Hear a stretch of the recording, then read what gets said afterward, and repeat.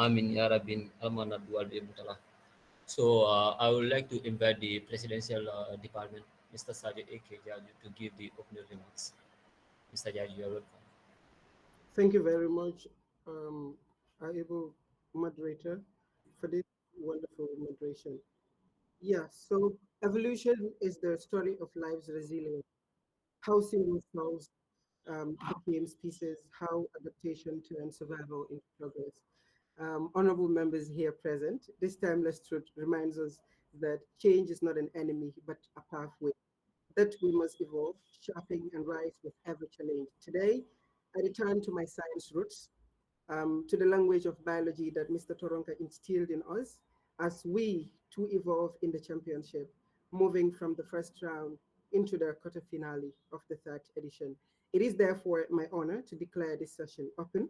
So, on behalf of the Ninth Executive Council, I extend my profound gratitude to our partners who are the University of the Gambia Debate Association, UTGDA, our, of course, who are serving as our esteemed adjudicators, our alumni, to our ever committed Gambian family, the Education Ministry, preparing this championship with purpose.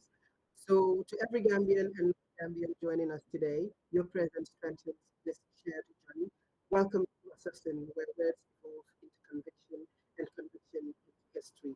Let the debates begin and may the finest ideas survive and thrive. That being said, thank you all so very much. Thank you, Mr. Sadi A.K. Jadi, for that wonderful remark. And I want to welcome our able moderator, that is Ms. Fatu Boj, Mr. Al Ghazim, and Mr. Moulubide. Mr. Moulubide, you are welcome.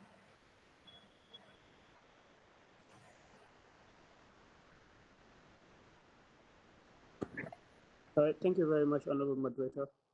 Good afternoon from here. I don't know what time it is there, and I don't want to assume, but I'm really excited to be here again to be part of the team of the adjudicators who would be adjudicating today's debate between Gujarat and Madhya Pradesh. I hope I am pronouncing it well, but I'm really excited, like as I mentioned.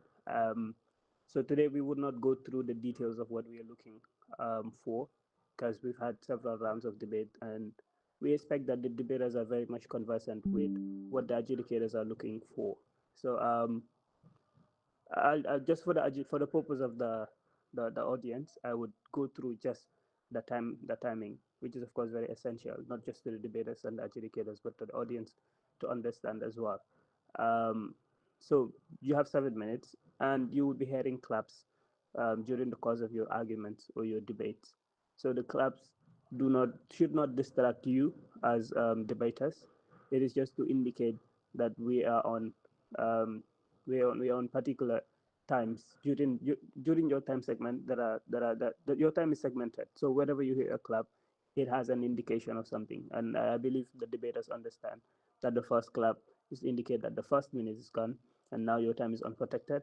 So the second clap would be during the 6th minute to indicate that the protected time is over and no POI would be allowed. If even if they ask, they would not count as POIs. So the third clap would be at the 7th minute, where the timekeeper would clap twice, indicate that it's 7 minutes, and you should stop talking. But you'll be given extra 15 seconds to do, or if you have anything important or anything you think that adjudicators need to hear before you conclude, you can do it.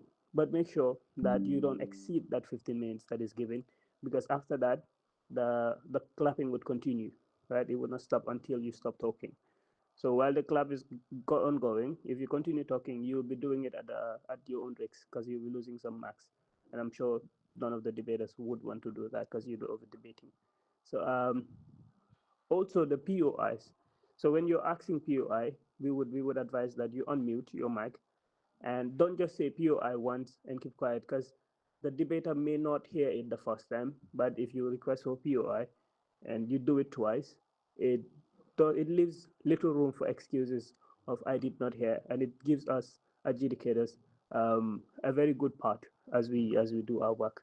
So today we will be adjudicating, or the motion before the House today is, this House believes that gender equality in politics gender equality in politics can only be achieved through a gender quota system. This House believes that gender equality in politics can only be achieved through a gender quota system.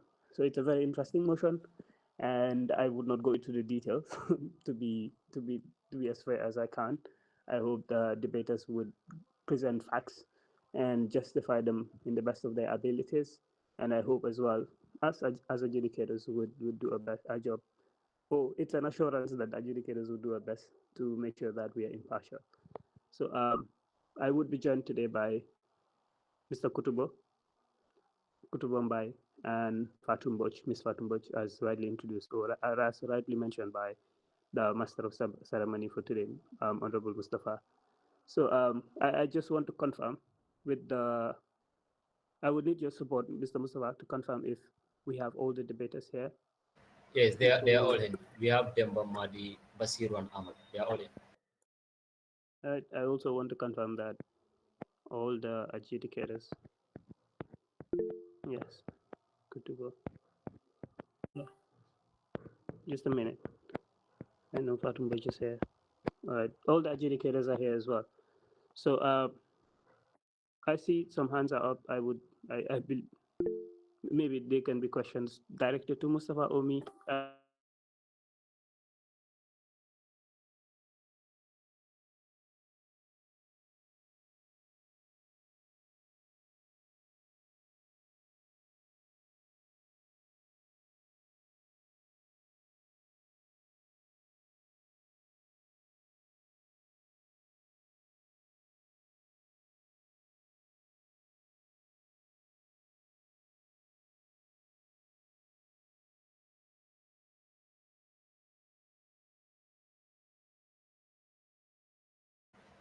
It seems we have actually lost Mr. Momodibite. So if Al Kazim or Jamige or Fatboy can please take over, please. All right, guys, we are very much sorry for that technical issue. Um, Mr. Bite is with us on the call, so I'm sure it's just a little bit of technical issues. All the adjudicators are set. So just a minute to confirm something, please.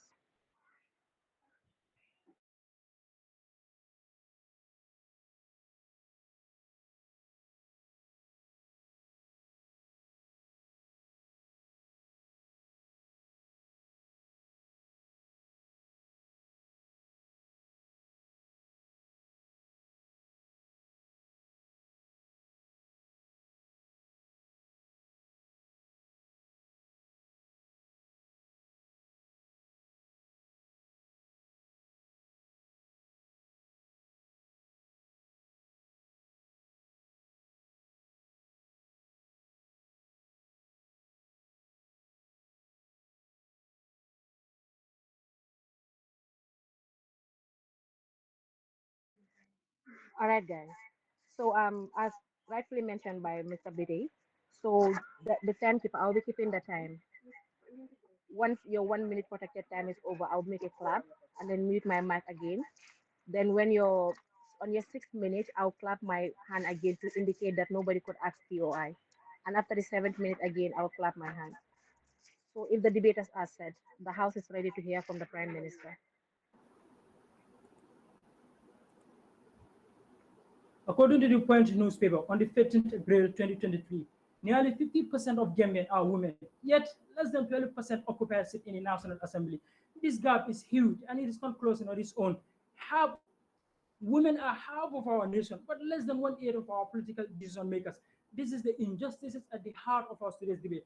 Honorable Speaker, as the Prime Minister, I will now table the motion in hand, define the key terms, set the perimeter, present our policy implementation, advance three arguments in support of my motion, pre-debate to opposition claim, accept POI in my 5th minute, summarize, and I shall conclude. To table the motion in hand, Honorable Speaker, this House believes that gender equality in politics can only be achieved through gender quota system. Honorable Speaker, to the definition of key terms. Gender equality in politics, UN Women 2023 define it as equal rights, responsibilities, and opportunities for all gender in political participation and decision making. Two, can to be able or to be possible or visible. Source: Oxford English Dictionary. Three, only, no one or nothing beside exclusively. Source Cambridge English Dictionary 2022 edition. B, to exist or to happen or to take place. Merriam-Webster 2018 defined it like that.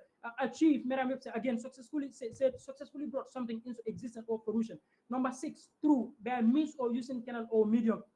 Honorable Speaker, number seven, gender quota system. IPU, Interparliamentary Union 2022, define it as legal or practical mechanisms, requiring a minimum percentage of women or men in political candidate list. Now to the perimeters of this, Honorable Speaker, this House believes that gender equality in politics can only be achieved through gender quota system in the Gambia in the next 10 years. By 2035, without gender quota system in place, the notion of gender equality in politics will remain just a dream. Honorable Speaker, let us not pretend. When the word gender being mentioned, we all know that we think of gender inequality, gender-based violence. Women are the center of our attentions, particularly in the country where we come from, where we all come from, Gambia. So, in an attempt, opposition brings our attention to the definition of gender, and without the contextual meaning of it in this debate, will be considered an unsmart move on their part. Uh, Honorable Speaker, to my policies now, or to our policy implementation. Number one, quota law. The National Assembly should legislate minimum 35% of parliamentary seats at the ministerial position for women, rising 45% in the 10 years. Two, party compliance. The IEC, the Independent Electoral Commission, should ensure that every party feel at least 40% female candidate. Default phase reduce state funding or disqualification if necessary. Three, capacity building. Ministry of Gender plus civil society organizations should campaign financing support and leadership training. Four, monitoring and evaluation. Parliamentary Gender Committee should review process biennially. That is to say, progress will be monitored to ensure transparency and accountability and reliance every 2 years. Honorable Speaker, now to my point. My point number one read, gender gap in the Gambian politics is severe and persistent. Honorable Speaker, we all know there are only two female nominated members in the National Assembly, Honorable Fatma Joran and Honorable Maimuna Dabo, and three other female candidates from other constituencies. This is a very bad representation in the face of democracy. It was reported that by Farwa newspaper on the 17th May 2025 that only 5 out of 58 MPs are women. Again, Umar Ba of Standard newspaper on the 26th May 2024 highlighted that women made up of 52% of Gambian voters, yet less than 20% electoral official. This is to say they are, civic rights being seized away from them simply because of their agenda. You can vote, but you cannot be voted for. Whatever democracy it is. Now, my second point is quotas have succeeded globally and regionally. So why would the Gambia be an example? We have seen the example of Rwanda, we have seen Cuba, we have seen Mexico, we have seen United Nations, United Arab, and yeah. So we have seen how far we have gone with them in terms of gender quota system. Pretty more example, Rwanda. Let's take Rwanda for example. We have seen in just one election from 14 to 61%. In fact, the highest in the world, and we have seen them in terms of how their economy is boosting, the rapid development in terms of their education system, in terms of it, just because we have women in position. So why should this particular gender be disregarded, Honorable Speaker? In fact, that's too far. Let's look at the our local government commission in the Gambia, recently with few reserved seats for women, and we've seen how women come forward, occupy this position, and doing very much better than even some of their male counterparts. So women cannot be discriminated. So the only way forward, I think, is gender quota system. Honorable Speaker. Now to my third point, uh, and this is the final. Quotas this, quotas dismantle cultural and structural barriers. There are a lot of stereotypes to women leadership in Africa, particularly in the Gambia. So we all have seen this. How can you tell a young woman who want to become a president or vice president or speaker of National Assembly that you cannot be what you want to be just because of your gender? Some stupid statistic is telling her that 90% of this position belongs to men. So with that, you cannot be what you want to be. How do we tell our sisters or young girls who are working so hard to become what they want to be? Honorable Speaker, this is an injustice. So now at this point, I may allow POI, if any, from my opposition bench.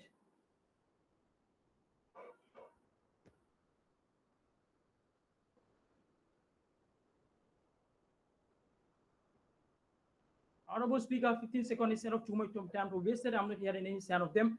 Now I will proceed with my pre-debuttants.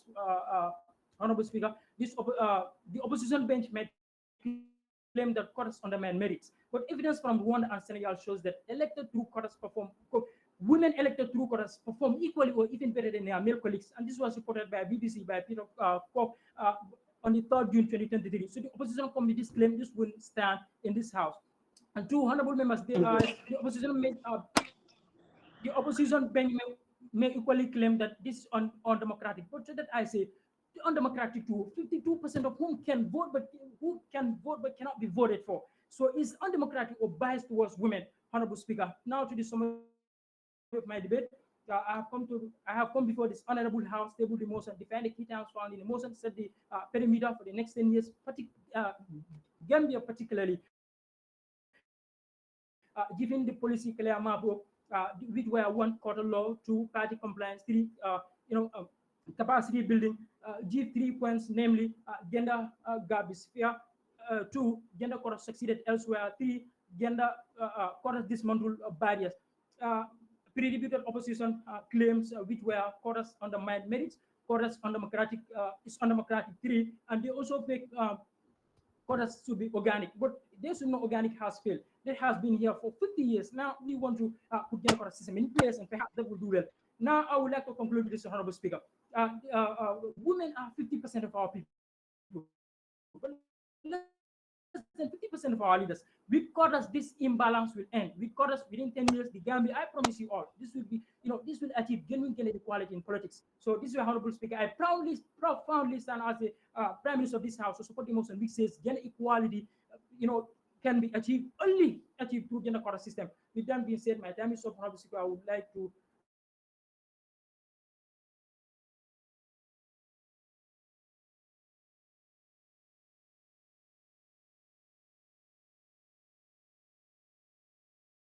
for questions. Um, Thank you so much, Mr. Prime Minister. So we would want to be given at least a minute or two for the debaters, for the judges, sorry, to analyze their marks, please. Just 2 minutes and we'll get back. Thank you.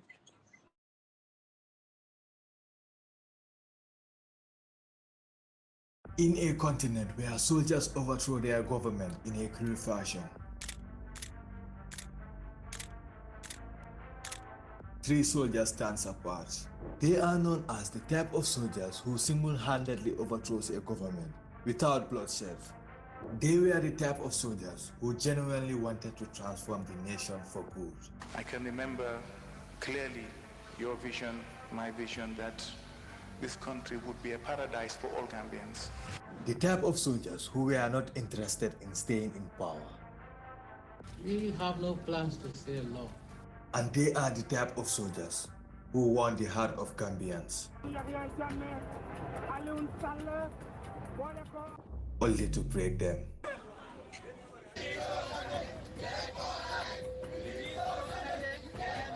Sana Sabali, Yaya Jammeh, and Edward Singate. These three individuals went from being Gambia's absolute favorite to becoming Gambia's most hated figures.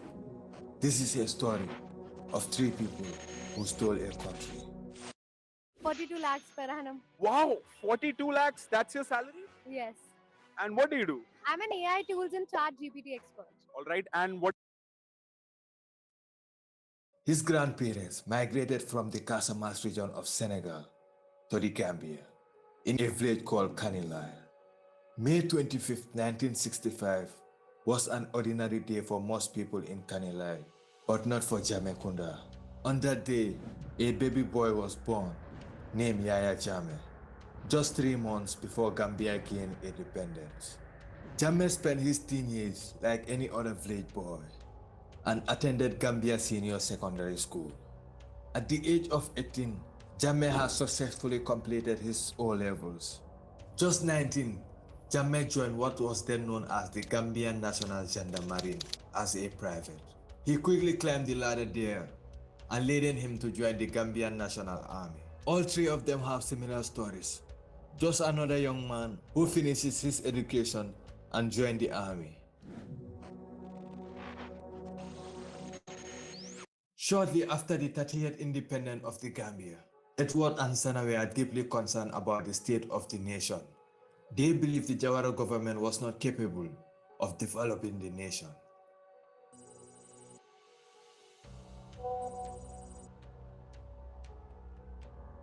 Sana is the type of guy with high pace. He moves and reacts fast. And I personally, I will not run away from anybody. The fact that we have the same weapons, we have the same training, I will not run away from anybody. I would rather take a blade on my chest rather than to take a blade on my back. I will not run away from anybody. I would stand to fight to death. Thank you very much. Thank you very much, Ms. Fatu. They can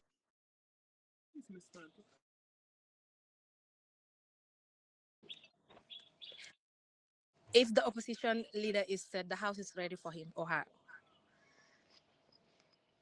Good evening, everyone, honorable judges, esteemed members of the House.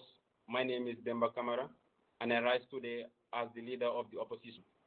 My role in this debate is to first challenge the made by the Prime Minister, then to present our own case, and finally to show you the practical alternatives that prove gender equality in politics does not depend solely on quotas. I would like to remind this House of the motion which says that gender equality in politics can only be achieved through a system. Honorable adjudicators, members of the House, today we on the opposition agree that gender equality in politics is essential. However, we strongly reject the idea that it can only be achieved through a gender quota system. The motion is too narrow, too rigid, and ignores the many successful alternatives that exist to promote real, sustainable gender equality in politics. Our case will show you that quotas are not the silver bullet, and that other reforms can and have achieved equality without the risks and limitations of mandatory quotas. Um, the, the Prime Minister have stated some points, and the Prime Minister argued that the quotas break structural barriers, which I'm here to reboot on. But ladies and gentlemen, quotas may open the door for women, yet they do not remove the obstacle inside. The real barriers, patriarchy, unequal access to campaign funding, lack of political networks, safety concerns, and cultural stereotypes remain firmly in place. A woman with a reserved seat might be in parliament, but if she cannot influence policy, access resources, or earn respect, then those structural barriers are still alive and well. True barrier breaking comes from reforms like equal access to funding, leadership training, and societal change, not from simply handing out seats. And the Prime Minister have also stated a point, giving an example of Rwanda. Yes, I agree in Rwanda, women are over 60% of parliament, but many scholars argue that this was more about international image building after the genocide. Actual power is still highly controlled by the ruling party, so it is not pure empowerment. Still in Rwanda, so now I move on to I have few statements or the alternatives or some of the alternatives that I want to offer with regards to the effective methods, the other effective methods that exist rather than quotas, which says true equality requires more than just numbers. It requires building a system where women can rise on their own merit, not just a quota placement. We propose mentorship programs, training academies, and financial support for female candidates to level up the playing field. We call for political parties to voluntarily adopt internal targets, promote women within political leadership, lift them up, and ensure equal access to campaign resources. All these are other methods that exist which can promote equality, gender equality in politics. And education and awareness can shift societal attitudes, ensuring that women are respected not just as quota fillers, that are capable leaders in their own right. We have international examples such as Sweden, Finland, and Canada, shows us that gender equality can be achieved through cultural change, strong institutions, and inclusive political policies without strict quotas.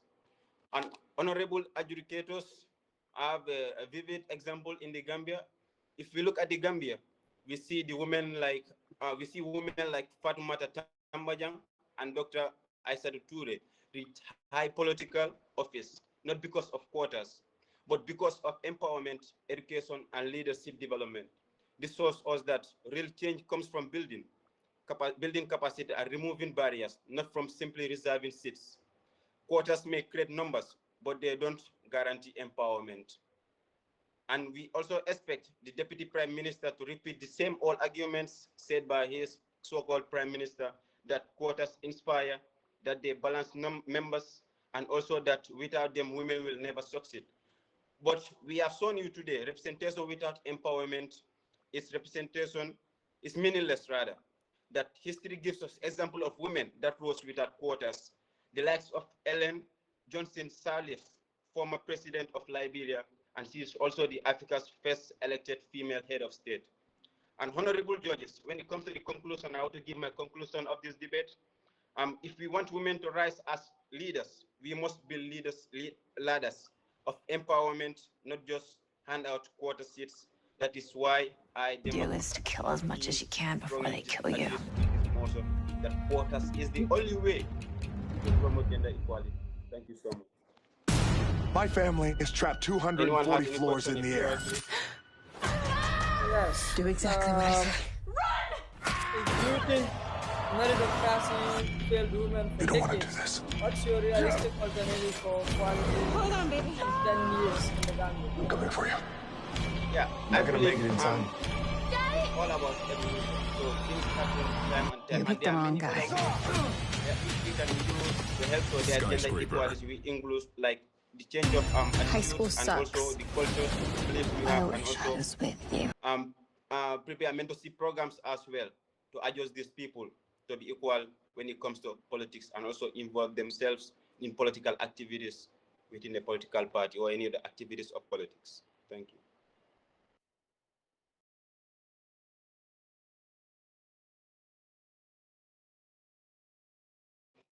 Any other question, please? Yes. Opposition leader, if you may answer this question. We, Please, your we eyes talked closed. about. Okay, thank you, thank you.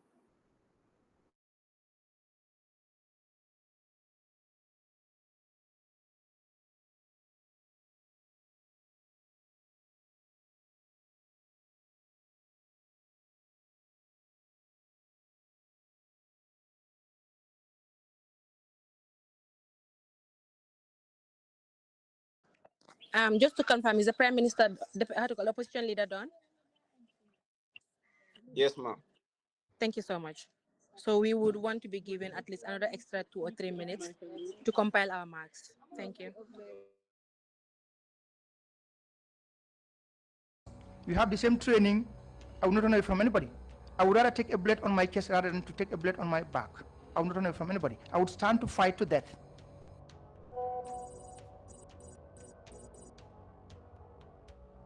They came to an agreement.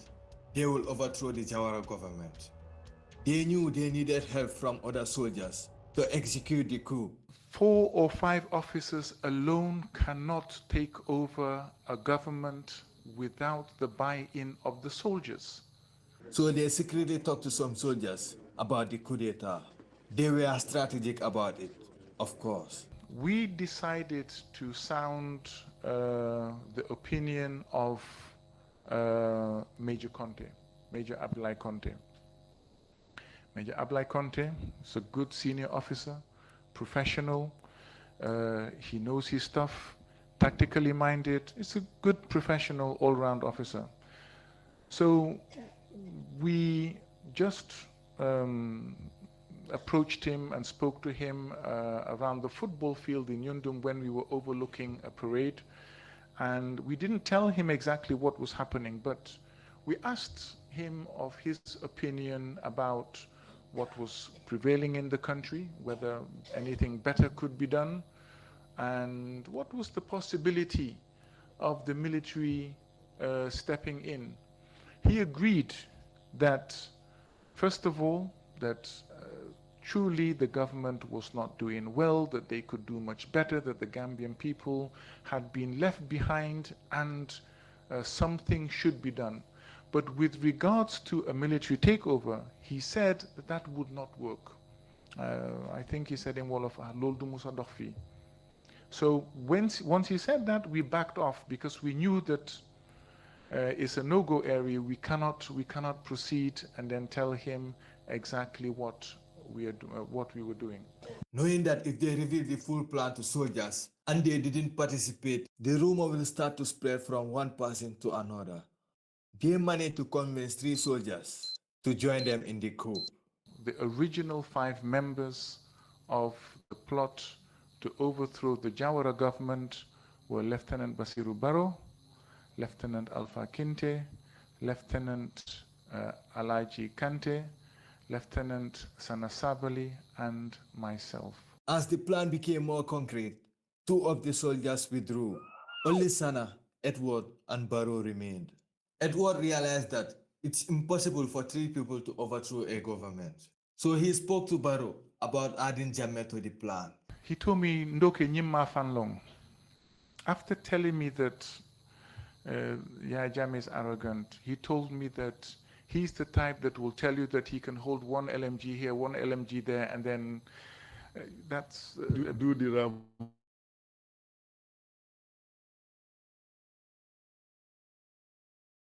But funnily,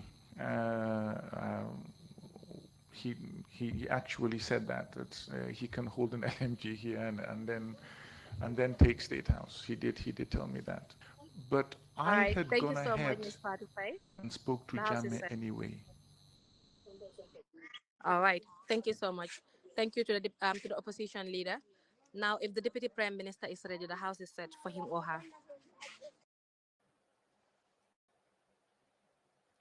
Honorable Speaker, distinguished members of the House, the motion before us reads, this House believes that gender equality in politics can only be achieved through a gender quota system. Honorable Speaker, before I go further, allow me to give you the rundown of my debate. First, I will remind the House of the motion which I've already done, then review the points that are brought forth by the opposition leader, strengthen the points of the Prime Minister, and give fresh 2 points, then accept a POI at the 5th minute of my speech, then summarize and conclude.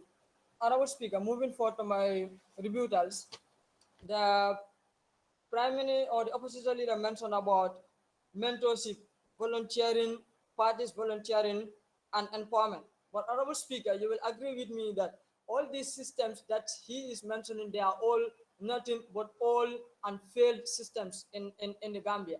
Mentorship, how many years? For 5 decades we are doing mentorship. Even today we are doing mentorship in the Gambia. But what have we done? Nothing, but still women remain underrepresented in the Gambia. And eventually, voluntary parties, what is happening in the party system? We, of course, know political parties will not volunteer. And we have fact evidence that they will not volunteer. Because we have what? We have a report by the Point newspaper, which was reported on the 14th April 2023, which shows that parties clearly deny candidates for tickets in places in constituency whereby they have high percentage of winning. So if the prime minister of the opposition leader came here and is telling us that we should use a system whereby parties volunteer, even at the clear evidence that women can win, still they deny them. Will they volunteer, Honorable Speaker, to give them that fair playing ground? Honorable Speaker, these are nothing but of course jokes from the opposition leader. Honorable Speaker, when you talk about empowerment, first we need to know what is empowerment. He's talking about empowered women. How are we going to empower women? He didn't tell us anyway. He just said we should empower women. But how? We wonder. Because there is no better way we can empower women, Honorable Speaker, more than using quota system. So, Honorable Speaker, I believe all what the opposition leader have said, it makes no sense. So I will not waste for any further time, except I will move forward to strengthening the points of the opposition leader, because he was just speaking something that is redundant, and eventually it all come back to one point, that this is a failed system and we need a better system, which is the quota system. Honorable Speaker, now moving forward to the points of the Prime Minister. First, the Prime Minister mentioned the gender gap is persistent, right? And of course, Honorable Speaker, without a doubt that women have 50% representation in the parliament, and beyond the parliament, they have less than 10% representation, Honorable Speaker, that is in party committees. And this was stated by the Chronicle Gambia in 21st October 2024. So, Honorable Speaker, the only option we have is to use quota system, because all the system we have, they have absolutely excluded women in any way in the political arena, Honorable Speaker. So the second point mentioned by the Prime Minister was quotas succeed regionally and locally. Of course, he used example like Rwanda, in which they have 61% female in their parliament, which was reported by IPU in 2023, and Senegal have 43%, which is reported by Al Jazeera in 12 September 2022. Honorable Speaker, of course, even in the Gambia, women increased attendance and impact by 45%. And this was reported by the Ministry of Gender in their report 2022. And of course, Honorable Speaker, this baffles me because you looked at what with the little representation that they have, with the resources they have in the local government, they are able to steer progress at a national level. Honorable Speaker, what do you think if we are to give them the fair playing ground for them to prove themselves? So, Honorable Speaker, it's only fair that we use quota system because it is the most needed thing in the Gambia right now. The third point mentioned by the Honorable Speaker, the Prime Minister, was quotas dismantle barriers. And of course, Honorable Speaker, it was reported in the newspaper on the 10th November 2023 and was written by Alucise that women lack campaign finance. Honorable Speaker, the best way we can solve this problem for them is to use quota system, combine it with targeted funding. This will ensure women compete fairly and contest in elections at any level. Honorable Speaker, now moving forward to my points. First, party gatekeeping. Honorable Speaker, without a doubt, parties deny women tickets in winnable constituencies, and this is a fact. It is reported by the Foreign newspaper on 18 May 2024. Several female candidates were excluded. Why? Because of their ridicule due to the, the kind of system they use in the parties, which doesn't favor women. So the only way we can bypass this system and ensure that women are represented fairly is by using quota system, Honorable Speaker. I may accept a POI if the opposition bench has any.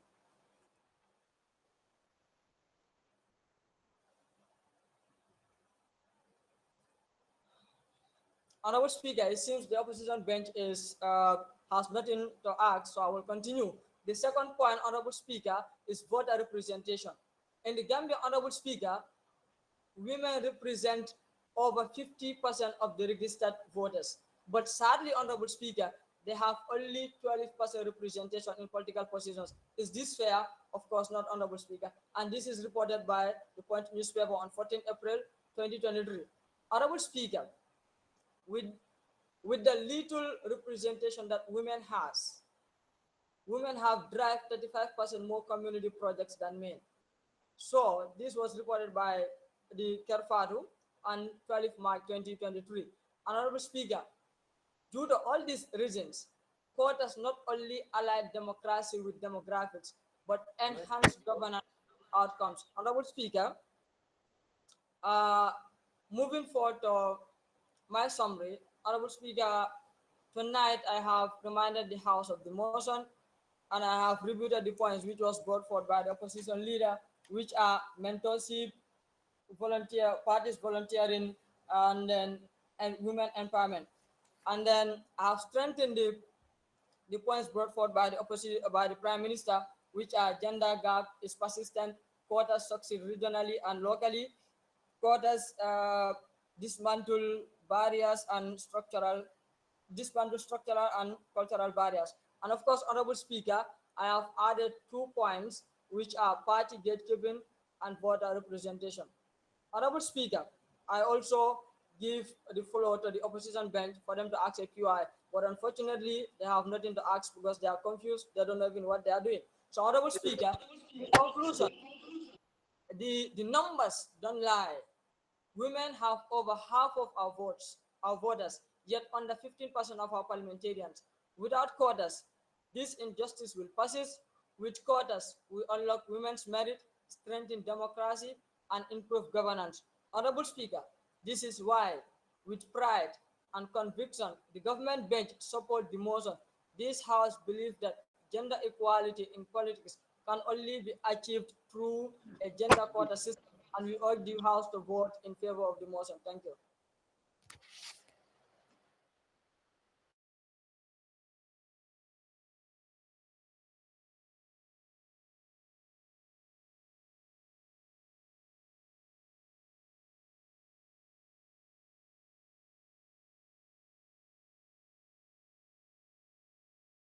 All right, thank you so much to the Deputy Prime Minister. So we would request for another 2 or 3 minutes so that the judges could compile their marks. Not to.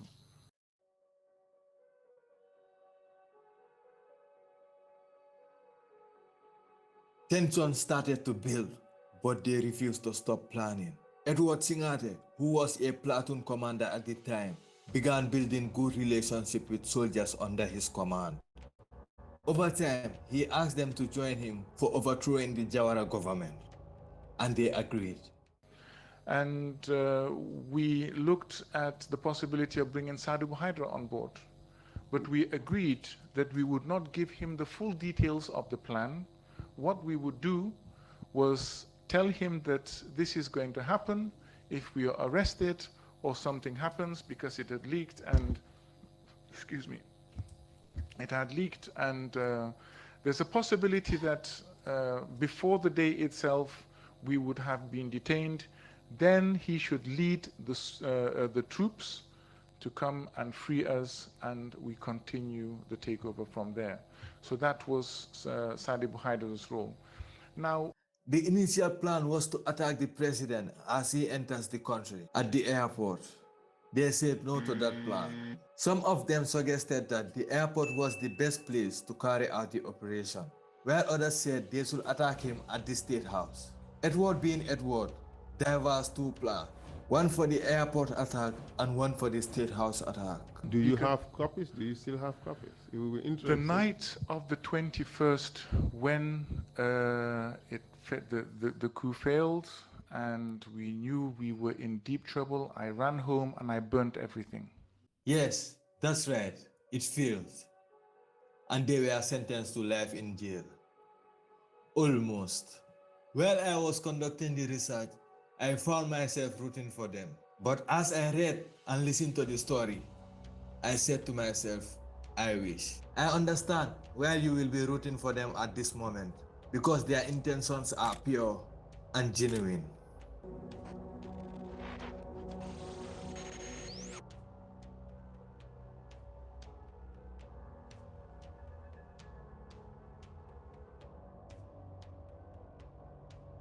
They decided to proceed with the airport plan, despite some members expressing doubt. As the president was about to land at the airport of the Gambia, they waited at the airport. However, they were searched. The information has leaked and reached the higher soldiers. Not only had it leaked and that we were searched before we went on parade, Jammeh was disarmed. Sana Sabali was supposed to bring ammunition to the airport because we didn't have any ammunition. And upon his arrival and distribution of the ammunition, which should have coincided with the plane parking at on the apron, then we would have launched. But because we did not have the tools to implement, we could not. After we left the airport, as we always do, we went back to the barracks. We returned those with weapons, with rifles, returned them to the armory. Those of us with the colors, returned the colors, and then we dispersed. What happened to Sana Sabali? A couple of days before the 21st, because of the rumor, and I'm quite sure his Ms. name Fatou being Faye, thank you mentioned, so he much. was transferred. All right, thank you very much. If the deputy opposition leader is ready, the house is set for him or her.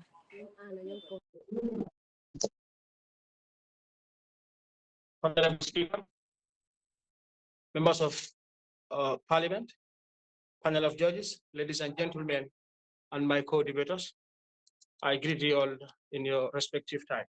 I am Madi Trawale, representing Madhya Pradesh as the deputy opposition leader. I would like to present the structure of my debate. I will start by reminding the House of the motion, debunk the so-called points of the Prime Minister and the Deputy Prime Minister, straighten the points of the opposition leader, give my points backed by statistics and facts, give an alternative, summarize, then conclude. I therefore remind this House that this House believes that gender equality in politics can only be achieved through a gender quota system. I hereby against the motion. First of all, gender equality in politics is essential for fostering a representative democracy where all voices are heard and considered. While gender quota can be one method of increasing women's participation in politics, I stand firmly against the motion that they are not the only way to achieve gender equality in this era. I first of all debunk the statement of the so-called Prime Minister who stated that 50% of our population are women.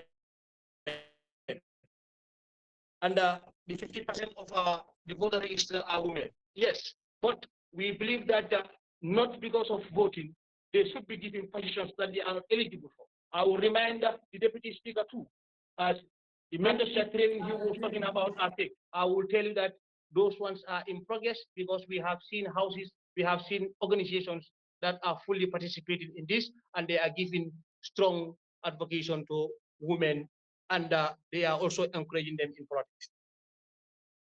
Therefore, the Prime Minister stated that the statistics and the Deputy Prime Minister statistics doesn't match because they don't know what they are saying. The Prime Minister stated that 12% are representing in the Parliament, while the Deputy Prime Minister mentioned 10%. This means these two figures are overlapping. I will advise you to go back and make a research. In 2023 statistics, that you stated that the women rights 35% project by Kerfatu, I rebunked that statement or the statistic by telling you that those are mere words from media houses and they are just there to make their own opinion, but these are not facts. I further stating the points of the mighty opposition leader. He talked about the women empowerment, etc. I will first talk about meritocracy over quotas, emphasizing that women should be elected based on their capabilities, not just to fill a quota. I'll give an example on that to straighten my opposition leader's point. Fatoumata Jawara, a former National Assembly in the Gambia, demonstrated that qualified women can succeed without relying on quotas. Her election highlighted the importance of merit in political representation.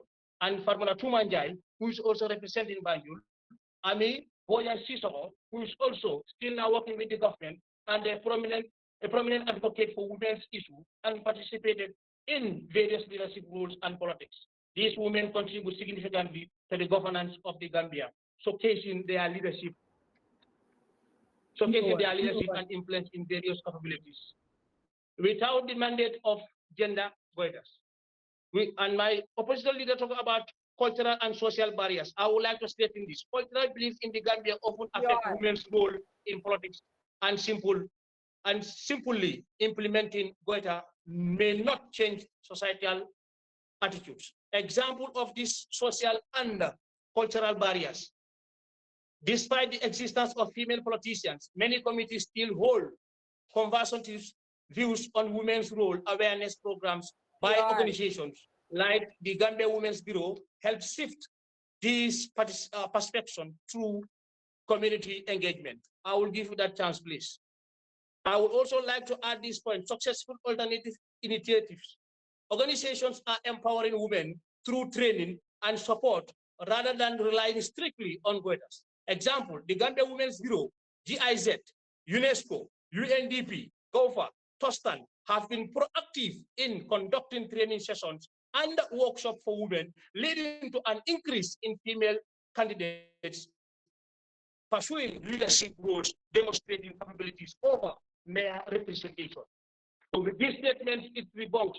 And coming to the statement of the Prime Minister and the Deputy Prime Minister, I will mention this: risk of tokenism, whether may lead to women being perceived as token representatives rather than effective leaders. Examples are very clear in the Gambia. We have seen them many times ago, and we are still seeing them. Example, nomination of Maimouna Sise or Maimouna Dawo Sise, as you stated, as a nominated member of National Assembly, she is not capable of the position, but she is elected or selected based on this criteria. Skepticism regarding her ability, which undermines her authority. And also Ijatu Jallo of Basse Area Council, Ward Council, Fatim Baji, former Minister of Health.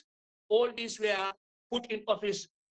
They are all elected based on Quota, but not based on their capabilities, which is affecting them. I will also further add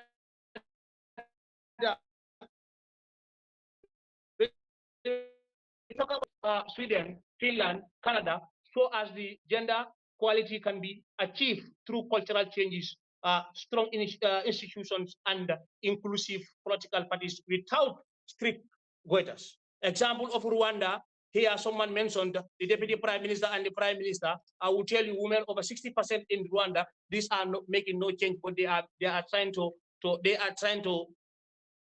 make things possible with the international body. I therefore conclude by saying that, in summary, while gender quotas might enhance representation in the same context, they cannot singularly achieve gender equality in politics. Efforts in the Gambia have shown that a multi-phase strategy focusing on merit, advising cultural barriers, and empowering women yield more meaningful and lasting change. Therefore, I stand strongly opposed the motion advocating for comprehensive approach to gender equality in political representation. Any question, please? Any question, please, from the devastating opponents? Time is closed for POIs, please. I thank you for your kind attention.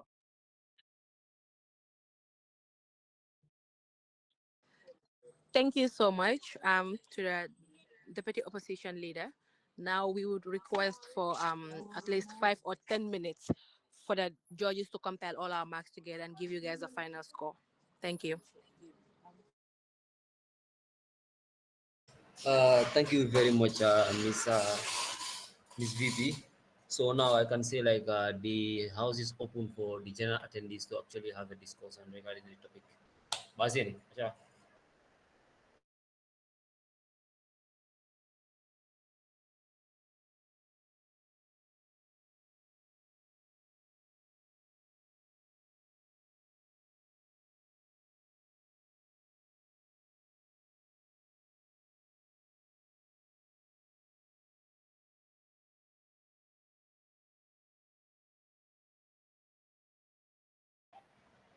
If there is no contribution, then our video, this one, Miss Faye, you can continue with the TRRC.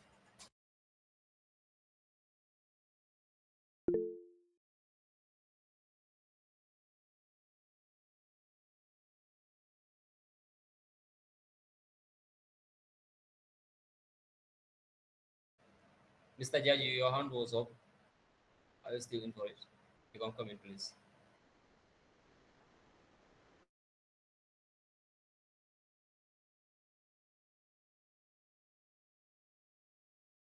To Farafenye. He didn't go. I, for myself, when we left Yundum and I was dropped home, I could see there was somebody hanging around the junction of my house who was looking at me and looked suspect. I believed that he was an agent of the NSS. I went in, changed, and came out very quickly, and he was still around and not snooping around, but like he was trying to, it appeared as if he was monitoring me. So what I did, because we had agreed to meet up, myself and Jamme, Sana was nowhere to be seen. So because we were downhearted, we were disgruntled, we didn't know what was going to happen. This thing had failed, it's out in the open, most likely we are going to be arrested. So in order to get to Jamme's house in Bakau, what I did, I came out of the compound, he was still there looking. I got into a taxi immediately and then he was there with one Ibrahim Abba. The three of us were at Jamme's house and we were debating on what to do next. So what time did you leave Jamme's house on that evening? I left Jammeh's house pretty late. I went home, and then a couple of hours later, Jammeh had arrived at my house. He was shouting, but I was sleeping, and then he was throwing stones on my roof to get my attention. And my mother woke me and said that somebody shouting your name outside, and I got up and realized it was Jammeh. He told me to dress up and come out, so I did. Dressed up, and he told me that Sana had just called him and told him that Sana had broken into one of the armories at Yundum Barracks, and that the coup is on, and that he should come and bring me along. So the coup in itself was launched by Lieutenant Sana Sabali. Sana Sabali has successfully broken into the Yundum barracks and stole weapons, despite being sent to another city. He acted swiftly and returned. Once Yahya Jammeh and Edward Singate arrived at the barracks, they organized their soldiers, distribute weapons, and launch their attack.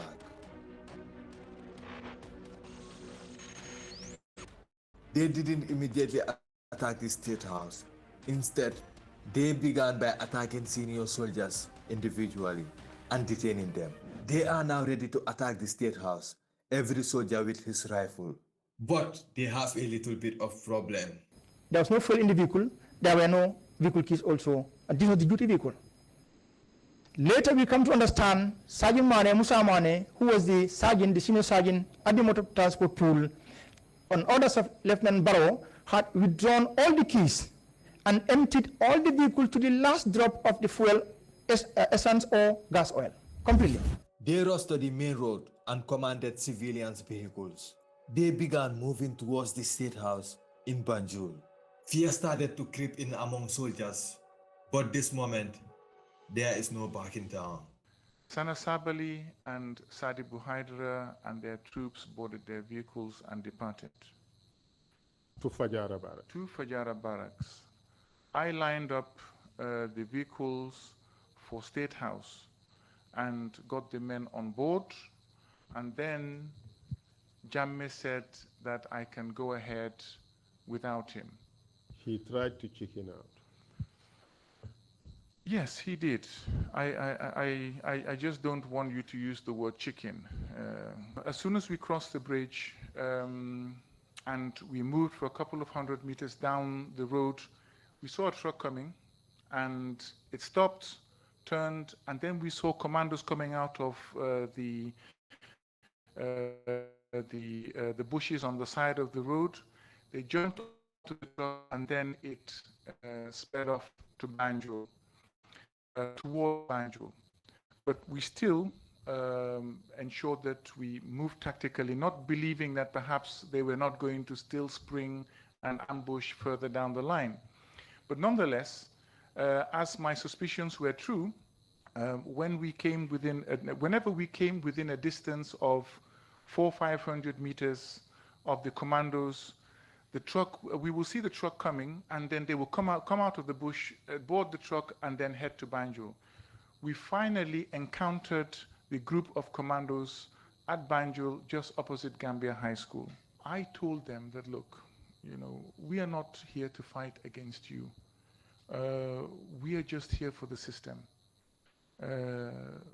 You can join us if you want. But if you don't want to join us, then we will have to secure you. So they agreed to join us. I disarmed them anyway. They protested, and I told them, no, you were just coming on board. Most likely we will encounter heavy resistance at State House. And I cannot risk having you, who you've been sent to neutralize us, amongst our ranks as we are trying to quell any resistance, possible resistance that we have, that we encounter at State House. So, what you do, if you believe in the cause, if you believe that a positive change can be made, just follow us. If any of us are shot and we fall, pick up that rifle and then continue the fight. So they agreed. They were behind, and then they followed. And we made sure that the rifles were kept in the truck that was following behind us with additional ammunition and other supplies. Edward then separated the troops into three groups. One group was positioned around the beach, while Yahya Jammeh and some soldiers went around the back of the state house. Edward and his group were to attack from the main gate.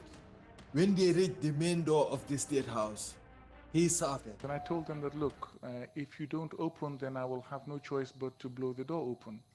So please open the gate. And then Bakari Kamara came to the gate.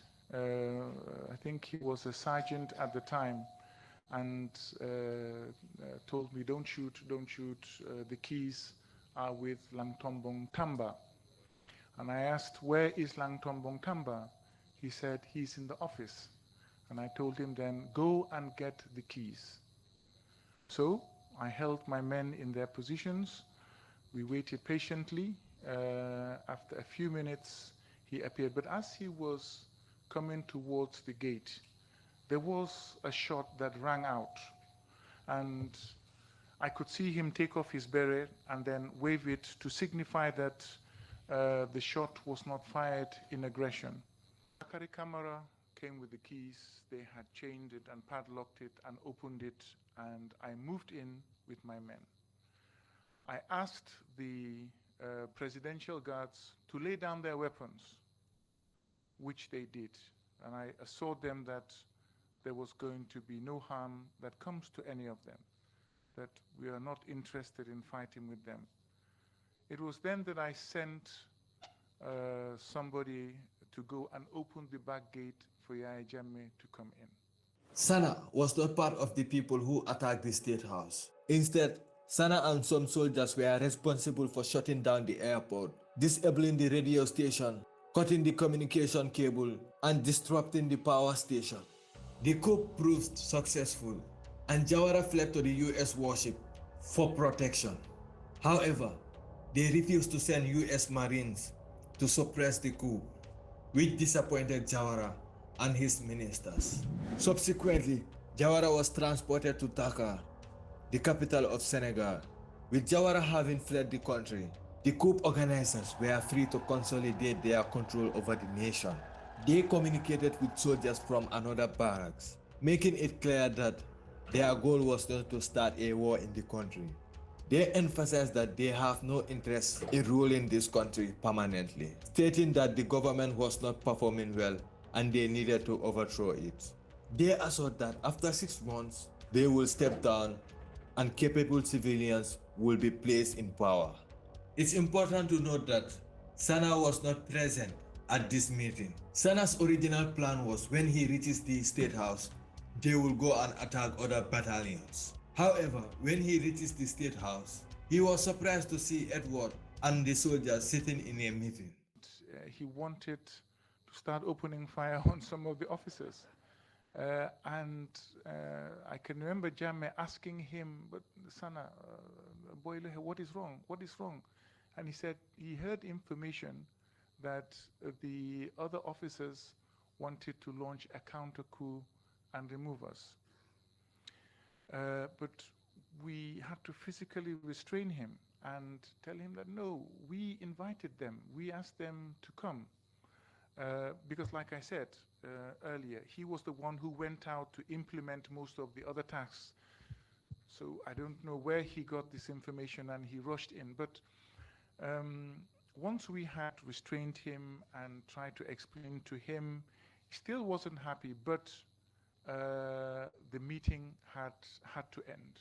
Everything went smoothly and they took over the nation without any bloodshed. Sana, Edward, Jammeh, and Sadibur Haider organized their own meeting in the State House to allocate governmental positions. First of all, we looked at the leadership, who was going to lead the revolution at the time, who was going to be head of state. And I suggested Yahya Jammeh. Why?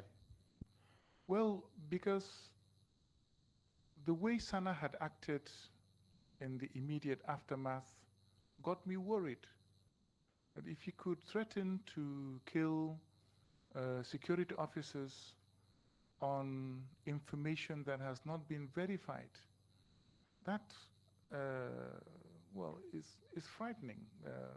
Frightening in the sense that you have somebody with such a temperament. It's not safe to put in such a position of power. Yahya Jammeh then decided Sana should become his vice president. Edward became the Minister of Defense and Salibu became the Minister of Interior. Well, Sana Sabali, I could see, was not happy. And I agree, if I was in his position too, perhaps I would have felt the same.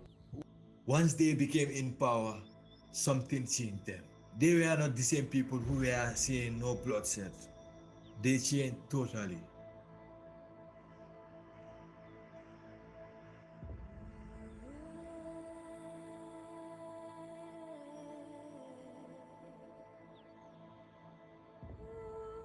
Execution of some NCOs, subsequent execution of the officers. I stood the soldiers and told them, we have to kill Barrow and Dotfall. They were the ringleaders.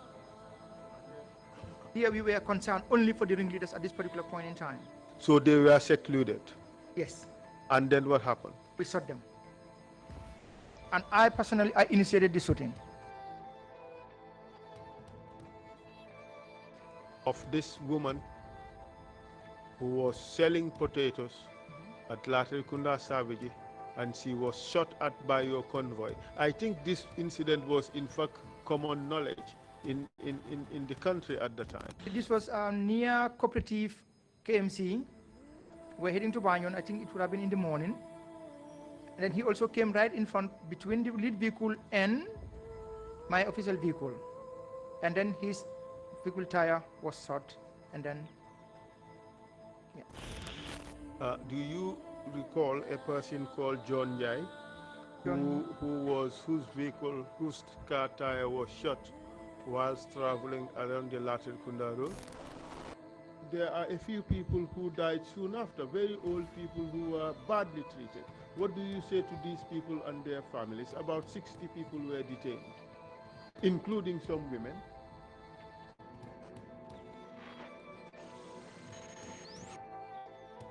Jammeh's insecurity about his position began to intensify, as he feared that Sana Sabali might attempt to overthrow him. At times, Sana even conducted training sessions for his soldiers on weapon operations, further fueling Jammeh's anxiety about his life and his position. In response to his fears, Jammeh called Edward Singate to his office and revealed that Sana Sabali and Salibu Haidara were plotting to overthrow him. He asked Edward to arrest Sana. He told me that he would prove to me that Sana Sabali and Salibu Haidara wanted to depose him.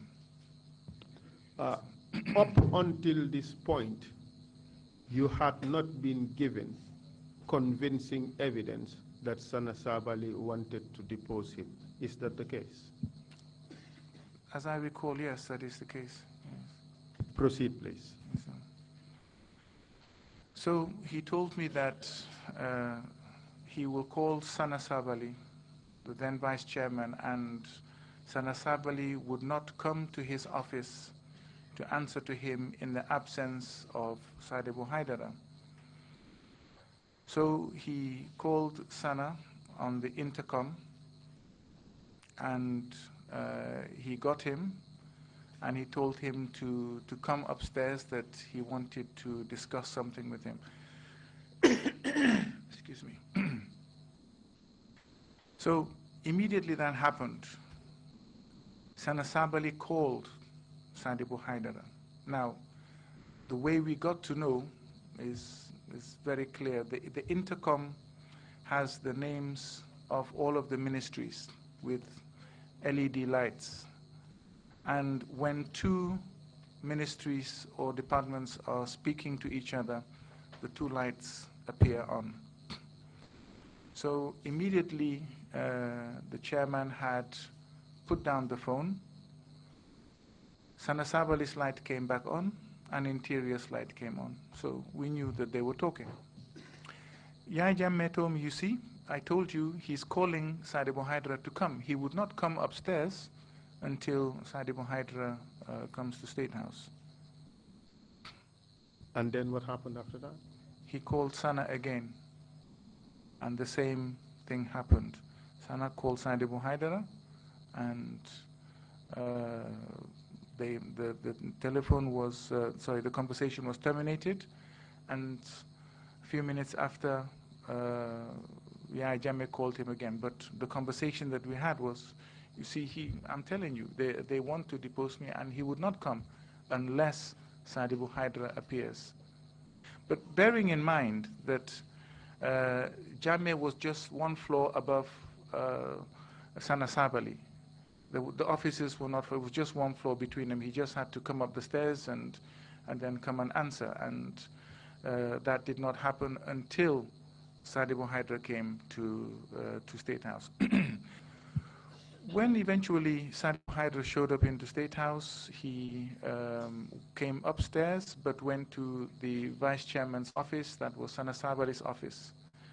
After a few minutes, they came upstairs together. And then what happened?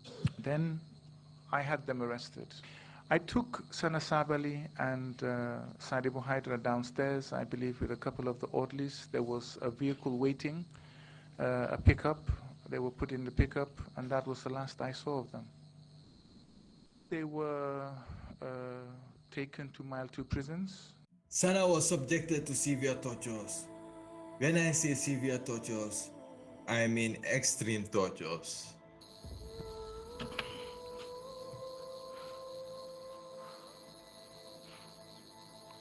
They tied my legs, tied my hands, and then they put me inside this bag. An iron inside. My blood completely came on my head, and I swooned at one point. You passed out. These were some of the moments when they would come with an electric machine, and they had electrocuted me. They would apply one of the electrodes on my neck, on my tongue, and then the other on, and they would be adding the voltage slowly, voltage high and voltage down. And these all were accompanied with beatings. This was another time when they came. And sadly, Sadibu could not withstand the extreme method of tortures. Tragically, he passed away while in prison.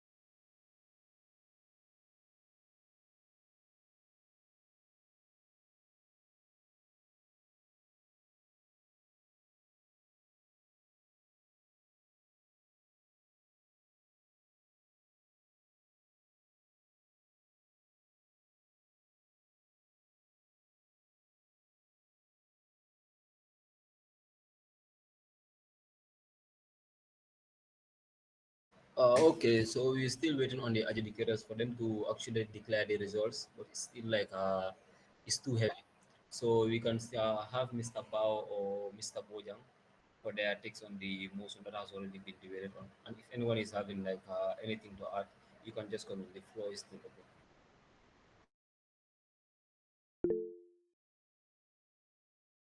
Nyala chat, you can come in, please. Basin.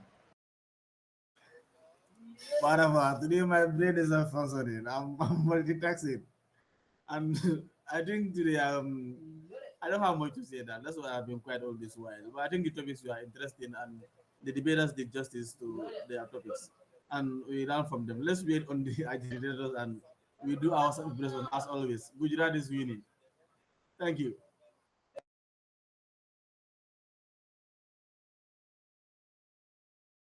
Thank you very much, Mr. Bojang. You said Gujarat is winning, but with the way the things are going, I'll just allow the adjudicators to decide on that. So if anyone is having any more thing to add on it as well, you can come forward.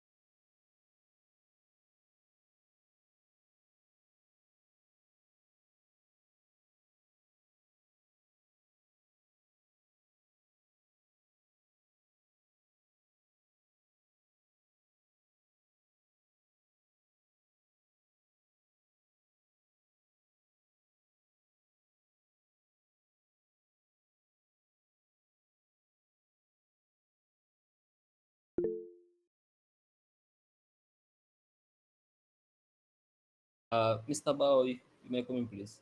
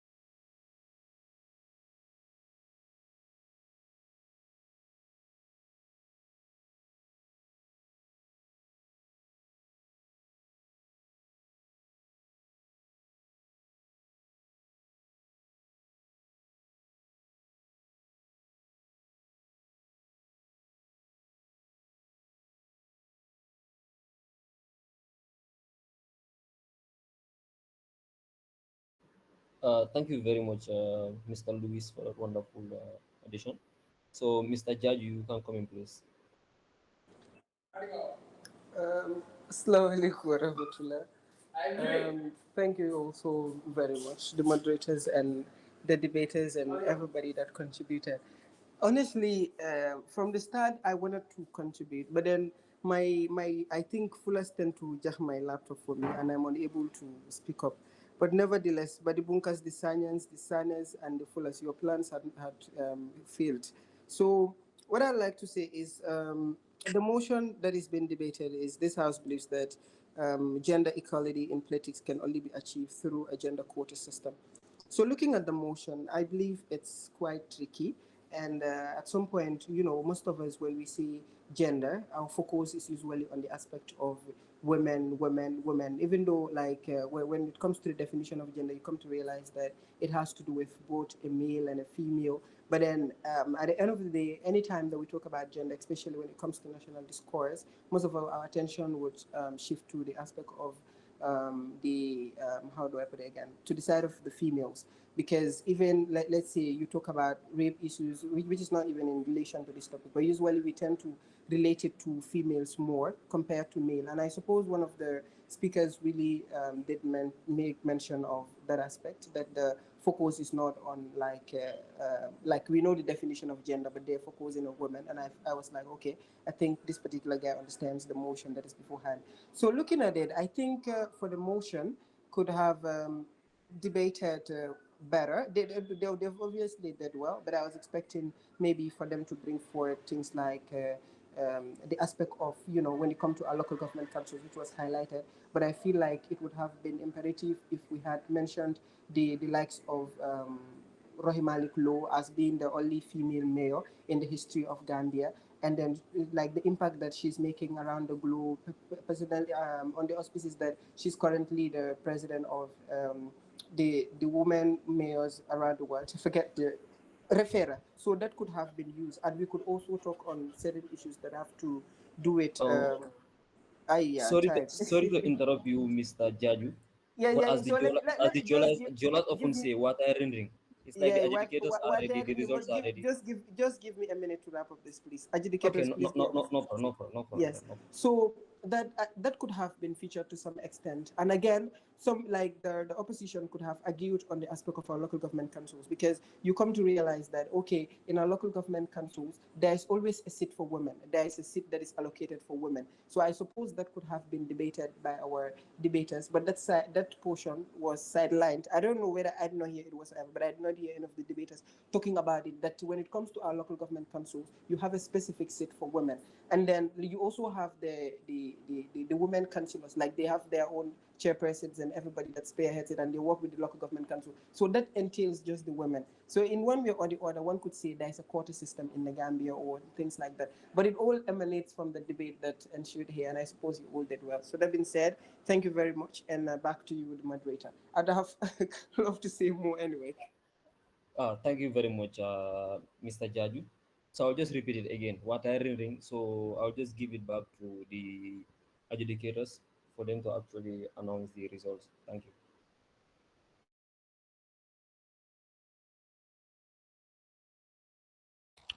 Thank you very much, Mr. President and Honorable Moderator. Apologies for taking that much time to compile all the points. I just hope it was it was worth the while. It's very important for us as adjudicators to be very careful of whatever way we communicate. So we want to take our time, so we don't raise any questions or red lights after the announcement of the results. So as custom demands, we would go through the feedbacks that we would be giving. And I would always emphasize these feedbacks are to just enhance your debate, your future debates, as you continue engaging in such. So the motion, I would want to again repeat, reads, this House believes that gender equality in politics can only be achieved through a gender quota system. So it can be, the motion can be very broad, but again, it can be very narrow. I would want to say that I expected to hear more or expected to get more information from the debaters, but unfortunately I did. Oh, fortunately I did not. I don't want to make it look like I have verse knowledge about the motion, which may not be true. I believe that the fact that the facts that were presented by the debaters or are things that I would not be able to come up with, but I just thought that it could have been debated better, because issues of equality are very complex and subjective. What is equality to us or to me may not necessarily be what is equality to the person next to me. So I thought we would have a little bit of push and pull with what equality is all about, especially when it comes to politics. It's a whole broad thing, but well, there was not much contention between what equality is and gender quota system as well. This should be something that we should be arguing about almost every day, because it affects us, especially at this developmental stage that we are. But it's not about me, it's about the facts that were presented, and my feedbacks would be centrally focused on that. So as government, They are saying that we do not, the government essentially is arguing that we do not disregard all the systems that are in place. What we are saying is the best way to achieve this is through a gender quota system. So not disregarding others, but this is the best. The opposition, on the other hand, is arguing that we do not disregard gender quota system. We're just saying that there are best or there is best. So, but unfortunately, I don't think this was quite understood, especially by a particular bench. But as I give individual feedbacks, I will highlight this more. So the Prime Minister started off really good with the definition of the key terms. And one thing that was very good is he was very clear with the definition. Like, this is what I am defining. He even numbered them, which I find really fascinating. It was good that he had that clear transition from one word to another, which is good. And most of the times, prime ministers would have issues of defining what the how is, especially in such motions. They don't get into the details of how they are going to go about implementing something. But this prime minister, fortunately, did not have any issues with that. He extensively told us how he was going to go about this. He gave a perimeter. We had a little bit of argument. I did not want to bring it here, but I had to. I just felt personally that the perimeter could have been narrowed better, but it was not contested by any debater, so it stands. And I think you should applaud it for giving a perimeter that is uncontested. So it's really good. And through your argument as well, you were able to bring out statistics that are very relevant. So it's very good when you're debating and you're able to bring these things. Your points were good, and I have one issue with with them. You brought out really good points. The moment you mentioned the point, any person who listens would be able to get what you're trying to send across. But for that being the case, I believe you did not feel the need to extensively explain those points. I believe when you mention a particular point, you can go into a lot of references, but you did not. You just explained. You just went on and explained it and did not get into details of it. You can. I think you could have digged even more and further. But not to say that they were not good. I think they were good. I just felt you could do better. Especially, it would help you when you're debating. If you happen to qualify through this stage and you're debating in the next round, which I assume would be tougher and tighter, you would want to spend time explaining points extensively, not spending all of your time, but at least give it some relevance and try digging into the core of the matter. But the points were very good and exquisite. They were very good in the explanation. I just think they could have been better. You even had time to pre-report, and I want to justify why I think you did not quite explain the points extensively.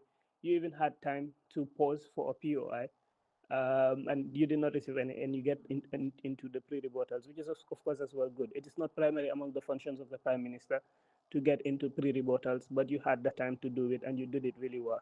So it was good. You debated for 7 minutes 38 seconds. I would always say, do not waste. Once the second club goes, stop debating.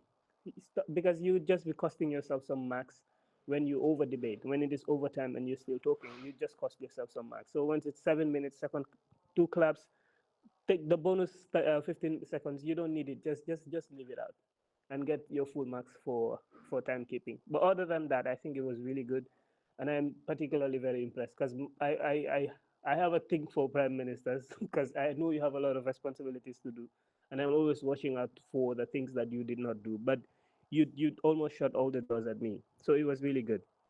The opposition leader. So the opposition leader, I genuinely love the start of your debate because you were very clear with you set a very good base in highlighting how the quota system may cover one aspect, but it's not broad. It does not close all the doors, right? Which is of course very good. That is how you start the debate, because everything the prime minister said was, okay, we're going with the quota system because it's the best, it's the best, it's the best. So you're able to come and say yes, it's good. We are not saying it's entirely bad. It's good. It covers some gaps, but it does not solve the entire problem. And I really like that you were very bold about that. Where the issue would come is how there was little clarity over your debate, right? Because you started off with that, and I was like, okay, we're heading into the right direction. You said you were going to give an alternative, which is of course good, and you went forward to give these alternatives. That is the mentorship and the empowerment, good. But then the entire debate revolved around the mentorship and the empowerment aspect, just that. So you gave an alternative, but so The alternatives are essentially your points, they were your rebuttals, and they were alternatives actually. So that is where the problem is. I understand. That is why in the beginning I said what the government is arguing is that quota system is the best, and what the opposition is saying is that we are not saying it's bad. We're just saying it's not the best. So that is where you got it wrong. What you should target now is the faults that are in quota system, which the deputy opposition leader was able to highlight as well. But I'll come to that. So I would want you to challenge what is wrong with the quota system and not just bring an entirely new system and argue and revolve all your arguments onto that. That was where the problem, most of the problems of your arguments emanated from. But you gave a very good understanding of what mentorship is about, and you gave a very good understanding of the importance of empowerment. So I just expected points, right? So, and again, with the rebuttals, there was little rebuttals, or in fact, none, because when you were explaining mentorship, you went on to explain or to rebut a particular point that was mentioned by the Prime Minister, and that's just one. The Prime Minister mentioned 3 points. You did not directly attack any of the points. You just went straight into the presentation of your points, which is problematic. They were not structured. I am not saying you did not challenge, but you did not directly challenge any of the points. You just, in explanation of your points, you were able to address them, which does not qualify as rebuttal. So the structuring was the problem. The little or no rebuttal was also a problem. The time management as well. I did not think you managed your time really well. You were done really early, that you had to sit, request for a POI, request again, and someone had to ask, and you have to spend so much time explaining the POI. Remember, so it's a problem, right? If you had it structured, you would have been able to debate, let's say, for 6 minutes you were done, and you would have free POIs, and you would have free marks for POIs without even having to request for it. So I think you can do better with the structuring. It's an improved performance from the last debate that I witnessed personally. So it means you're taking the feedbacks really well. And I just want to be blunt about it, so next time it becomes better. So you debated for 6 minutes, which is of course good, including the time that you spent explaining the POI that was asked to you. But if that is to be excluded out of it, you might have debated for like 4 or 5 minutes, which is not very good. So the deputy prime minister, so the rebuttals were good, even though, like I said, the points were not structured, but you were able to sieve them from the lot and address them separately, which is of course very good. The strengthening as well was good, and it explains that you understand your speaker role, which is of course good. And I think you took time to explain your point as well. Very, very good. My only advice would be that whenever you mention a particular point and you wanted to seek reference, you always reference a news, a print media outlet. So that is a problem, because sometimes you give statistics, and it's common or public opinion that these statistics would not be found in newspapers. So it's easy to be challenged. So whenever you're giving references, you want to attach it to where it is relevant. If you're giving references to instances that happen, of course, you would have reports and reports from newspapers. But when it comes to statistics, newspapers may not always be, of course, there are statistics in the newspapers, but it's easier to challenge, right? Someone can just say it's not there, it's here. So when you want them to be, when you want to make up such things, you want to reference somewhere very strong and hold on to them really tight. But other than that, I think it was really good from the deputy prime minister personally. The opposition leader did very good well in addressing some inconsistencies between the arguments of the prime minister and the deputy prime minister, of course minor, but it's very good. It showed that you were listening, and you were very engaging all through the debate. The rebuttals, you tried rebutting, but I would want you to rebut more. When you're rebutting, be very deliberate about it. Mention a particular point, mention the person who mentioned it, tell us what is wrong with the point, and tell us what is correct. That is how you rebut. But if you go flashy over it, it means you have better things to do and not rebut. Rebuttals may not carry the chunk of the marks, but it's very important. If you get good marks for rebuttals, it helps you a lot. In a competition, even a single point matters. So you want to be very deliberate about your rebuttals. But you of course rebutted, but it was not extensive. You could have targeted, the prime minister mentioned point A, especially given that they were not addressed by the opposition leader. You can mention point A, prime minister mentioned this, but the prime minister fails to understand so and so and so, and then you bring in the light. But none of that was done. You also rejected a POI. I would again mention, in a competition, even a single point matters and they can cost you a lot. So when you're debating and there are POIs that are asked, make sure that you take them as soon as possible. The last time the same thing happened, but unfortunately, or fortunately for you, it was asked after the 6th minute, so it did not count. But this time around, it was asked early and you rejected that. You did not, you refused to take any until it was after 6th minute that you accepted, which we would not allow. I think you did better with your points and the explanation of them. Just that I believe some points were already addressed by the opposition leader, but I think it's better than the other one that I witnessed as well. So it's an improved performance from you. Problem with the structuring, I would want to emphasize. You gave a structure, good. Like I said, giving a structure alone is not enough. Make sure you follow that same structure. Follow the pattern of structure that you give to the adjudicators. It helps you a lot. It's not just for the adjudicators, it's for you as well. So it helps you. As soon as you're done with one thing, you know I am heading into the next. And when you feel you're wasting time into something, you know I have a lot of other things to do. But if you just give the structure and you refuse to follow it, it becomes a huge problem. So you can improve on those aspects, but I think with the points and information, access to information, I would want to say I don't know, for whatever reason. The last debate you debating, I said that I believe you're the one with most information, and I would repeat again, I believe you have a lot of information, you have a lot to share. The problem is just the structuring. If you could seek guidance on that, I believe you would make one of the best debaters there is or there are. So I believe that is everything from me.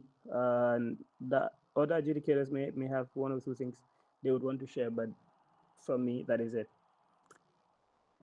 Maybe Algasin, Kutubo, and um, Butch. Yeah, Algasin, Kutubo, actually.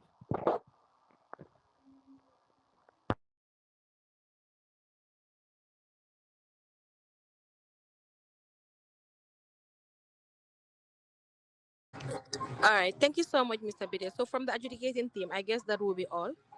The results have been finalized and sent to the adjudication team. So, Mr. Bide, do kindly do the honors to announce the results, please.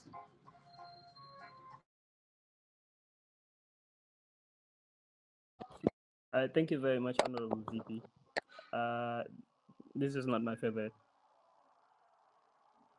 Wait, someone is typing something. All right. So the final scores. What we did is, the reason we spent so much time doing this is because we had three adjudicators, and each of us had a separate score sheets. So we were scoring, or we were grading you separately. So first, I would want to give the best speaker before I get on to the best speaker for this evening's debate is the I do not know you by names, so I'll just announce the speaker role. So the best speaker for tonight's debate is the okay 78 70. So the best speaker is the prime minister. The prime minister is the best speaker. So congratulations to the best speaker. And government bench, after accumulating all of our points and dividing it by 3, scored an accumulated point of 148.17.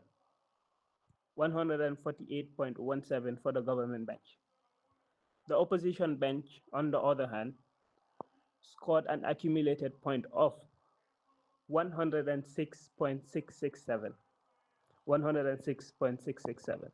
So congratulations to the winning team and congratulations to the best speaker. And I would hand over back to the master of ceremony.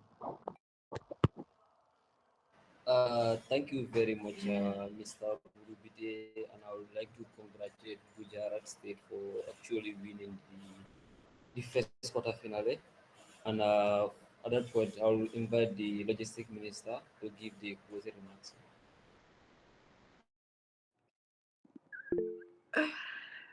Uh, good evening, everyone. Please, may I confirm my audibility? Yes, go ahead. Go ahead. Yeah, okay. All right. Once again, good evening, everyone. My name is Ajara Tumane, and I am the Logistic Minister of the 9th Executive Council of Government. It is my honor to deliver the closing remarks for today's semi-final debate. On behalf of the 9th Executive Council, I want to sincerely thank you all for making this evening a success. The themes from Gujarat and Madhya Pradesh gave us a, gave us a debate filled with passion, intellect, and thought-provoking ideas. To our adjudicators and audience, thank you for your guidance, attention, and valuable contributions. Let me also congratulate today's winners, the Gujarat people. Congratulations. Well done on your outstanding performance. Your arguments reflected hard work and preparations, and we celebrate your victory. And to my Madhya Pradesh people, your points were equally powerful, and you have left us with so much to reflect on.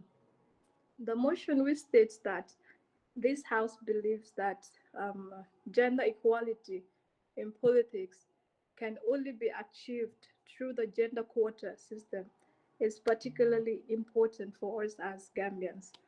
While women play a vital role in every part of our society, their representation in politics is still very limited. This debate reminds us that equality in leadership will not come automatically. It requires deliberate steps, whether through quotas or other reforms, to ensure women are given the space to contribute equally to our nation's progress. With that, on behalf of the 9th Executive Council, I officially close this session. We look forward to meeting again at the next session of the Interstate Debate Championship. Thank you all, and I wish you all a pleasant evening. Good night. Thank you very much, Miss Ajara. And so, see you all tomorrow for Team Haryana facing up against Team Maharashtra. So, embedo kujam sudu dia. Bye bye.